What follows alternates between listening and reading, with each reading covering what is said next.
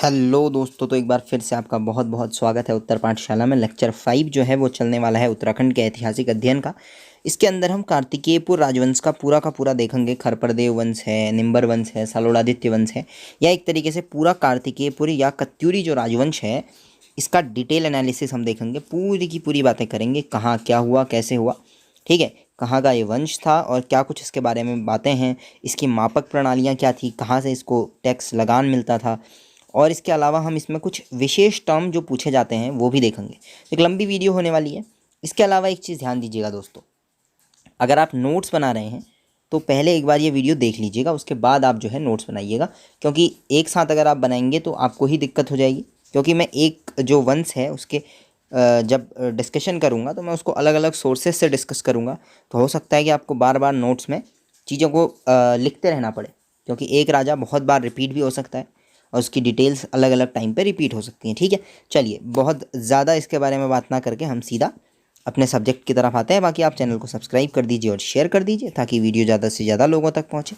एक प्रश्न आपके लिए है कि कमेंट सेक्शन में जिसका आपको आंसर दे देना है। कत्यूरी वंश की जो नई राजधानी बनी वो बैजनाथ बनी, तो वो किस कत्यूरी शासक के दौरान स्थापित हुई थी?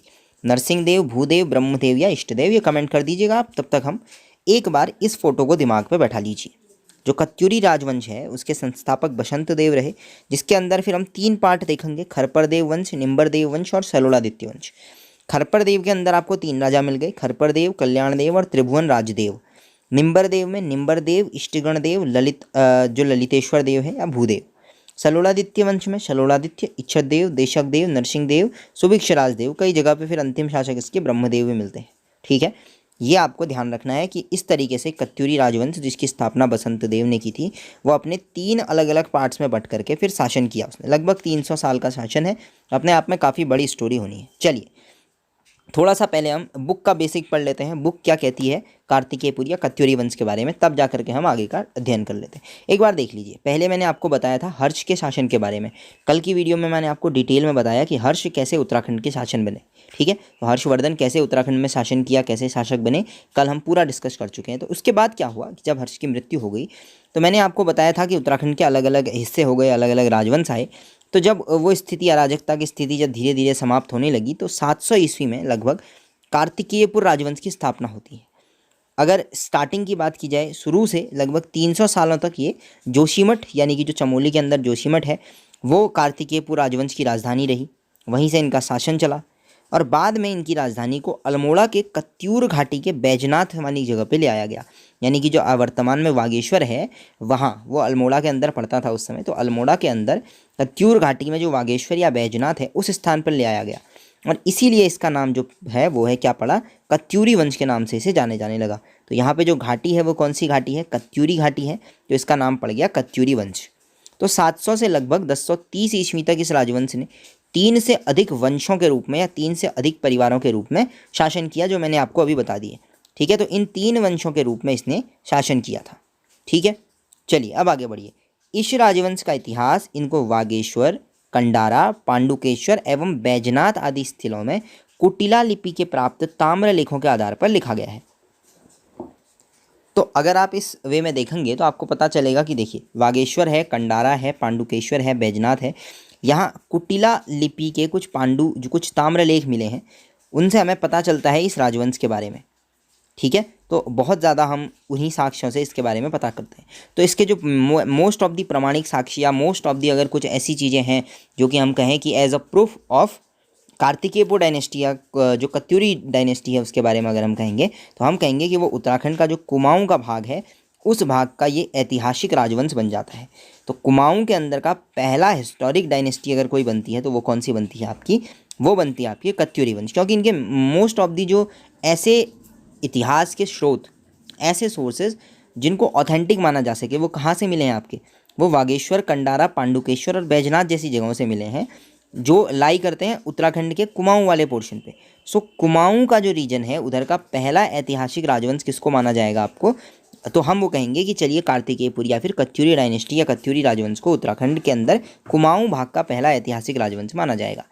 चलिए एटकिंसन ये अंग्रेजी इतिहासकार है, यानी कि एक तरीके से ब्रिटिश इतिहासकार कह सकते हैं आप इनको। ये कहते हैं कि जो कार्तिकेयपुर है इसकी उत्तर में सीमा तिब्बत और कैलाश, पश्चिम में सतलुज नदी, ठीक है, पूर्व में गंडकी और दक्षिण में कठेर यानी कि रुहेलखंड तक विस्तृत थी। तो अपने आप में काफ़ी व्यापक बड़ा मैप इन्होंने दे दिया, ठीक है। तो उत्तर तिब्बत कैलाश मतलब पूरा चाइना के आसपास आधी तिब्बत का रीजन इन्होंने कह दिया। सतलज नदी उसके बाद इन्होंने ले लिया, ठीक है, सतलज नदी का इलाका आ गया। उसके बाद यहाँ गंडकी नदी का इलाका आ गया, गंडकी, ठीक है। फिर यहाँ जो रुहेलखंड का हिस्सा है वो पूरा हिस्सा जो है वो आ गया। तो एक बहुत बड़ा इलाका उत्तराखंड का इन्होंने, उत्तराखंड खासकर अगर हम कहें तो अपने जो कत्यूरी राजवंश है इसका बहुत बड़ा इलाका इन्होंने कह दिया। वागेश्वर लेक की बात करते हैं तो इसके हिसाब से वागेश्वर लेक के अनुसार मैं आपको बताऊं तो इस जो पूरा का पूरा राजवंश है इसके पहले राजा कौन थे? बसंत देव थे।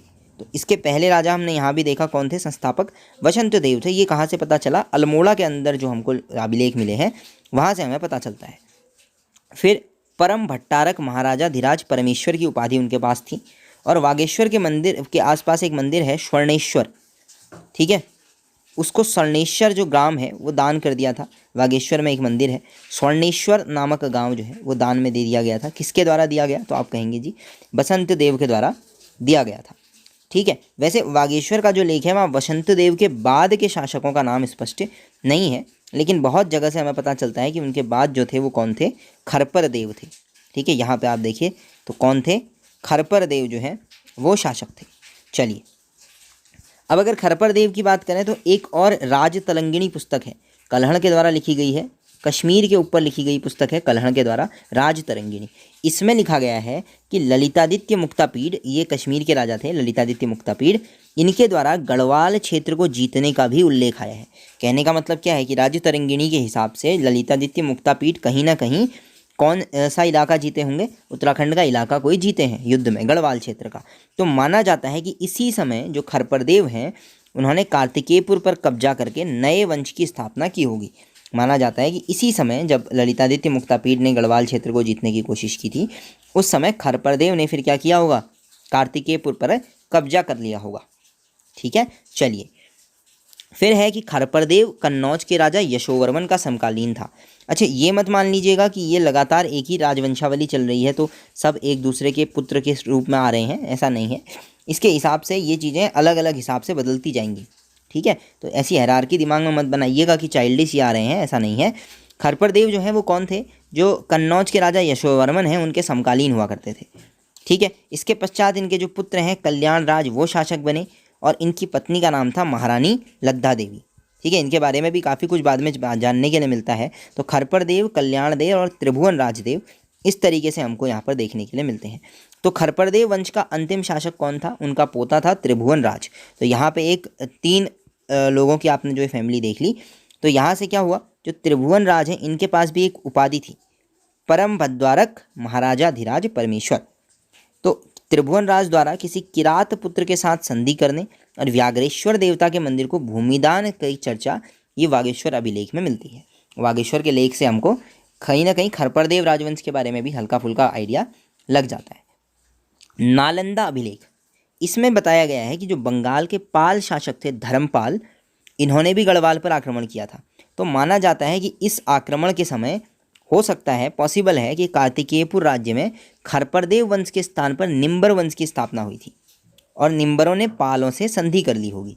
तो ये 2 मत आ गए। एक तो आ गया ललितादित्य मुक्तापीड, वहाँ से आपने देखा कि उस समय पे खरपरदेव का शासन आया। नालंदा अभिलेख कहता है कि यहाँ पाल शासक धर्मपाल ने भी हमला किया था। तो माना जाता है कि पालों से संधि कर ली होगी निम्बर वंश के राजाओं ने। तो निम्बर जो है ये निम्बर राजा का नाम है एक, तो निम्बर ने संधि कर ली होगी। तो इस तरीके से ये जो निम्बर है इस वंश की स्थापना उत्तराखंड में हुई। खरपर देव की स्थापना समझ में आ गई आपकी, ये ललितादित्य मुक्तापीठ के युद्ध के बाद है। निम्बर देव की आपकी धर्मपाल के बाद आ गई। चलिए अब देखिए इसके बाद क्या हुआ। निम्बर जो थे इनके बारे में एक चीज़ जान लीजिए कि ये शैव मतावलंबी थे और जागेश्वर में विमानों का निर्माण इन्होंने करवाया था। निम्बर के बाद फिर उनका पुत्र आया इष्टगण देव। इष्टगण देव शासक बना, बड़ा फेमस शासक बना। इष्टगण देव जो है ये कार्तिकेयपुर राजवंश का पहला ऐसा शासक माना जाता है जिसने पूरे उत्तराखंड को एक सूत्र में बांधने का प्रयास किया था, या जिसने ये कोशिश की कि पूरा उत्तराखंड गढ़वाल कुमाऊं क्या रहे, यूनाइटेड रहे। ठीक है, ये भी क्या थे, शैव जो है मतावलंबी हुआ करते थे। इसके अलावा आपको ध्यान रखना है जागेश्वर में कुछ मंदिरों का निर्माण भी किसने कराया है। ठीक है, तो इस प्रश्न के लिए आपको देखना पड़ेगा, एक तो नवदुर्गा महिषमर्दिनी ये मंदिर है, दूसरा लकुलीश और तीसरा नटराज। नवदुर्गा महिषमर्दिनी, लकुलीश और नटराज, इन तीनों का जो है वो इष्टगण देव ने निर्माण करवाया। इष्टगण देव के बाद उनका पुत्र आया ललित शूर देव। फिर ललित शूर देव शासक बना। जो पांडुकेश्वर का ताम्रपत्र है वहाँ ललित शूर देव के लिए एक शब्द यूज किया गया है, ठीक है, उस शब्द को आपको याद रखना है। अगर पूछ ले तो कालिक लंक पंख में मग्न धरती के उद्धार के लिए बराह अवतार, यही लिखा गया है, बिल्कुल लाइन यही है। अगर पूछ ले कि ये जो है कहाँ लिखा गया है तो आप कहेंगे पांडुकेश्वर के ताम्रपत्र में। किसके लिए लिखा गया है तो आप कहेंगे ललित शूरदेव के लिए। ललित शूरदेव कौन है? इष्टगण देव का पुत्र है। चलिए, इतने में कोई दिक्कत नहीं होगी। कालिक लंक पंख में मग्न धरती के उद्धार के लिए बराह अवतार, कहने का मतलब यह है कि जो काले कलर का जो पूरा कीचड़ है उसमें जब धरती सन गई है तो उसके बचाने के लिए वराह अवतार के रूप में कौन आए हैं? ललित शूरदेव आए हैं, ऐसा पांडुकेश्वर के उसमें लिखा गया है। इसके अलावा पांडुकेश्वर ताम्रपत्र में लिखा है कि ललित शूरदेव के बाद उनका जो पुत्र है भूदेव, वह राजा बना था। चलिए, भूदेव कौन थे? इन्होंने बौद्ध धर्म का विरोध किया और बैजनाथ मंदिर के निर्माण में सहयोग दिया। ये प्रश्न बहुत पूछे जाते हैं कि नवदुर्गा महिषमर्दिनी मंदिर का निर्माण या फिर बैजनाथ मंदिर के निर्माण में किस राजा ने सहयोग दिया, तो ये चीज़ें इसी क्रम में याद कर लें तो ज़्यादा अच्छा है। फिर देखिए, बालेश्वर और पांडुकेश्वर के प्राप्त ताम्रपत्रों के अनुसार सलोड़ादित्य के पुत्र इच्छड़ देव ने सलोड़ादित्य वंश की भी स्थापना की थी। तो एक तीसरा वंश और है सलोड़ादित्य वंश, यह भी चल रहा है। इसकी स्थापना किसने की है? सलोड़ादित्य के पुत्र इच्छड़ देव ने, ठीक है, सलोड़ादित्य ने नहीं की, सलोड़ादित्य के जो पुत्र हैं इच्छड़ देव, उन्होंने की है।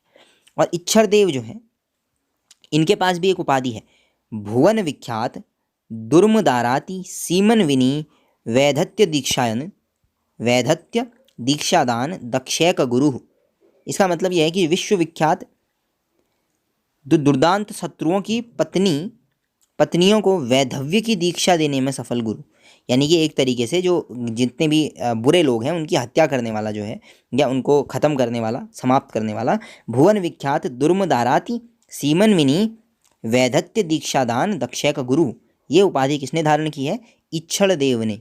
और इच्छड़ देव जो है यही सलोड़ादित्य वंश के संस्थापक भी माने जाते हैं, ठीक है। इच्छड़ देव के बाद फिर देशत देव, पद्मदेव, सुभिक्षराज देव आते हैं। इस तरीके से आगे चलकर कत्यूर घाटी में आशंवी देव के द्वारा आशंति देव वंश की स्थापना की गई थी। छोटा मोटा राजवंश भी कह लीजिए फिर, चलिए, ठीक है। तो यहाँ पे आपको 3 राजवंश देखने के लिए मिले। अंतिम शासक यहाँ पे देख लीजिए ब्रह्मदेव था, और ये जो थे ये अत्याचारी और बहुत ही कामुक शासक था। तो इसीलिए इस शासक को, ब्रह्मदेव को, माना जाता है कि प्रजा इससे बहुत परेशान थी और इसी की वजह से ये वंश जो है अपना समाप्त भी हुआ था।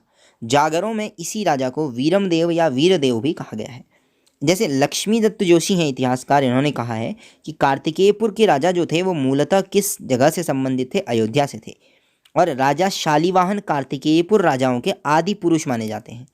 इन राजाओं के इष्ट देवता कौन होते थे? कार्तिकेय होते थे। कार्तिकेय का मतलब आप समझते हैं, कार्तिकेय मतलब हो गया आपका शिव जी के पुत्र। तो कुमाऊं की जनता भी कार्तिकेय को ही अपना लोक देवता मानती है।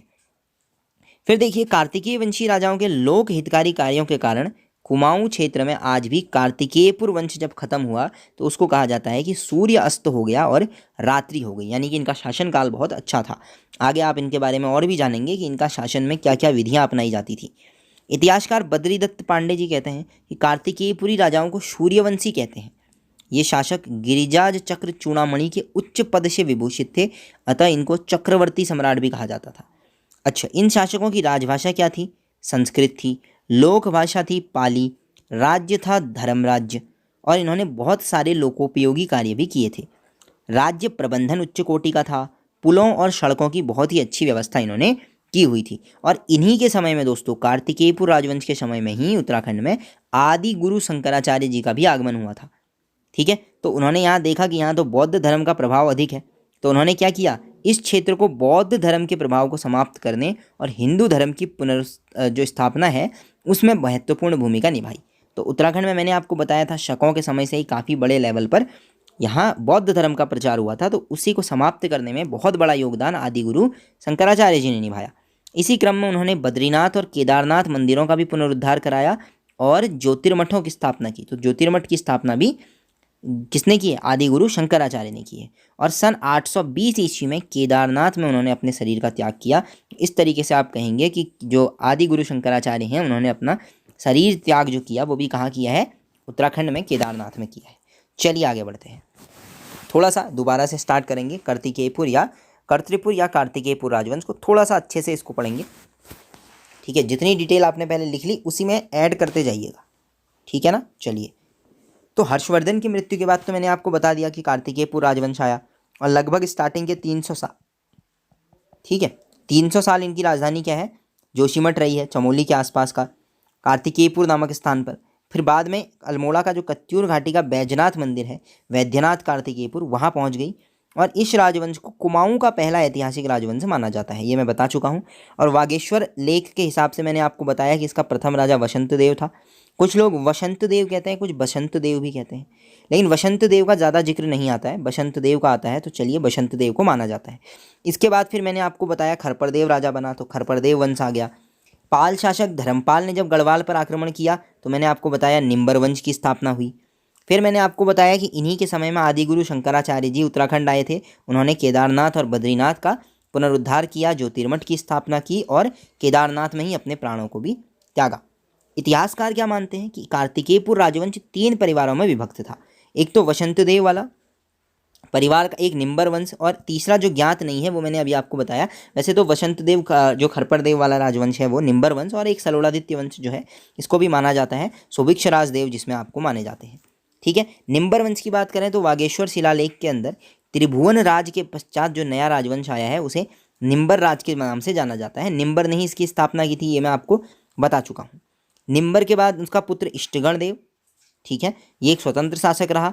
और परम भट्टारक महाराजा धीराज परमेश्वर, इस शब्द का उसने अपने लिए इस्तेमाल किया है। इष्टगण और रानी वेग देवी का पुत्र ललित शूर 21वें और 22वें राजवंश में 2 ताम्रपत्र इसके पांडुकेश्वर में है। और फिर भूदेव राजा बना और भूदेव ने फिर बौद्ध धर्म का विरोध किया। सलोलादित्य वंश की बात करें तो पांडुकेश्वर और वागेश्वर ताम्रपत्रों के अनुसार निम्बर के बाद आए सलोलादित्य के पुत्र इच्छड़देव ने इस वंश की स्थापना की है, मैं बता चुका हूँ। सुभिक्ष राज्य का पांडुकेश्वर देख लीजिए लेख में, तो पांडुकेश्वर लेख के अंदर सुभिक्ष राज जो है उनके लिए एक उपाधि लिखी गई है, भुवन विख्यात दुर्मदाराति सीमंती वैधव्य दीक्षान दक्षेक गुरु, ये मैं आपको बता चुका हूँ, ठीक है, ये देख लीजिएगा एक बार आप। और कुमाऊं गढ़वाल से प्राप्त किसी भी राजा के लिए अभी तक ऐसा विश्लेषण कहीं नहीं मिला है। चलिए, इतना ठीक है। फिर पाल वंश भी देख लीजिए कि वैजनाथ अभिलेखों के आधार पर ही ये कहा जाता है कि 11वीं और 12वीं सदी में लखनपाल, त्रिभुवनपाल, रुद्रपाल, उदयपाल, चरुनपाल, महीपाल, अनंतपाल, ऐसे पाल नाम धारण करने वाले राजाओं ने कत्यूर में शासन किया। लेकिन 13वीं सदी में पाल कत्यूर छोड़कर अशकोट के समीप ऊकू चले गए थे और वहीं पर पाल वंश की उन्होंने स्थापना की थी। इसके अलावा एक और चीज़ कि सभी इतिहासकार इस बात पर सहमत हैं कि कत्यूरियों का जो विशाल साम्राज्य था वो किसकी वजह से ख़त्म हुआ?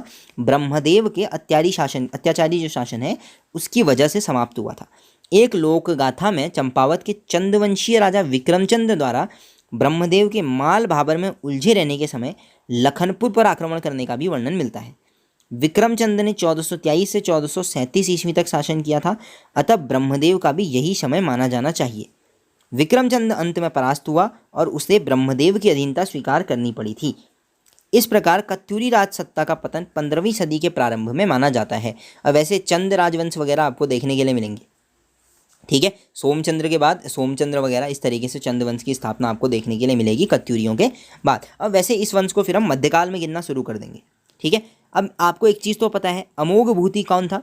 कुणिंद वंश का शासक था। उसके बाद फिर शक आए, बहुत सारे आपको राजवंश देखने के लिए मिलेंगे, ठीक है। मतलब एक लंबी तरीके से हमने इसको देखा कि कहाँ से कौन आया, कैसे आया, ठीक है। कुणिंद आए, फिर शक आए, कुषाण आए, उसके बाद तो हमने छोटे छोटे मौखरी, योधे वगैरह राजवंश भी देख लिए, हर्ष का राजवंश भी देख लिया, ठीक है। तो ऐसे में कुणिंद वंश को उत्तराखंड में 3री-4थी शताब्दी की पहली राजनीतिक शक्ति भी कहते हैं, ये मैंने आपको बताया था। लेकिन कत्यूर राजवंश को उत्तराखंड में शासन करने वाली ऐसी ऐतिहासिक शक्तिशाली राजवंश माना जाता है जो कुमाऊं क्षेत्र में था। इसे कार्तिकेयपुर वंश भी कहते हैं और संस्थापक वसंत देव है, ये याद रखिएगा। वासुदेव का नाम भी है, वसंत देव भी है। पहले राजधानी जोशीमठ और उसके बाद बैजनाथ वागेश्वर।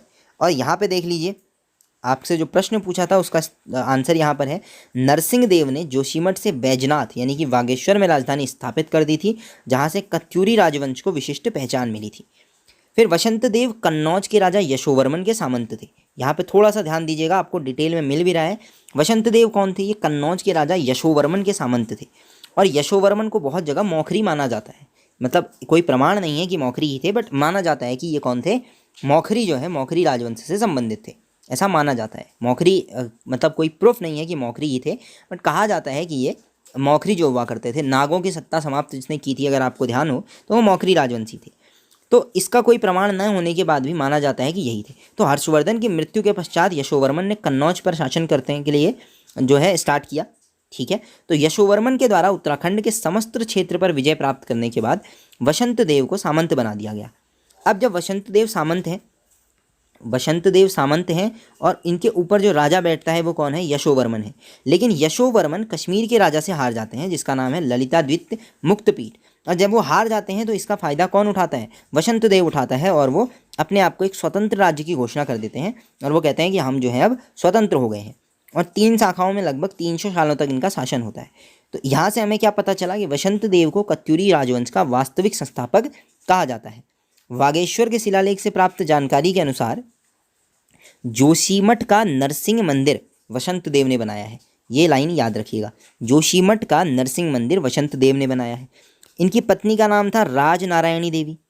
वसंत देव ने परम भट्टारक तथा महाराजा धीराज की उपाधि धारण की थी। और इसके अलावा देखिए, बागेश्वर में एक देव मंदिर के लिए स्वर्णेश्वर नामक गांव भी इन्होंने दान में दिया था, ये भी मैंने आपको बताया है। इनके अलावा इस वंश में पुत्र संबंधी कोई भी जानकारी नहीं है। ठीक है, तो इसका मतलब ये हुआ कि अगर इनका कभी कोई पुत्र होगा भी तो वो कैसा होगा? कमजोर रहा होगा। तो उसको खरपरदेव ने हटा दिया और खरपरदेव राजवंश की स्थापना हुई थी। तो अब अगर खरपरदेव वंश की बात करें तो यह आपको इस वंश का पहला एक अच्छा औपचारिक शासक मिलेगा, खरपरदेव वंश का।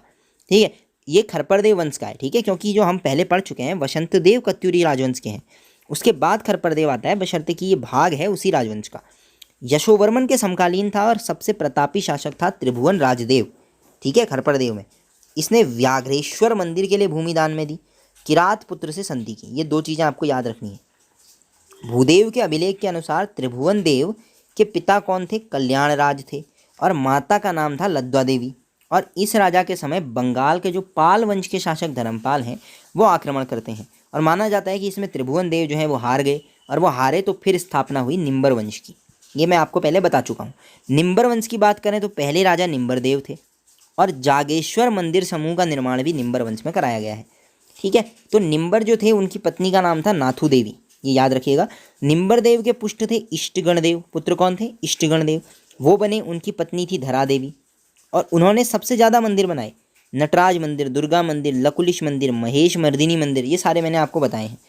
इनका जो पुत्र हुआ वो कौन था? ललित शूर। वो कत्यूरी राजवंश का सबसे प्रतापी और शौर्यवान था, और उनकी 2 शादियाँ हुई, क्षमा देवी और लया देवी।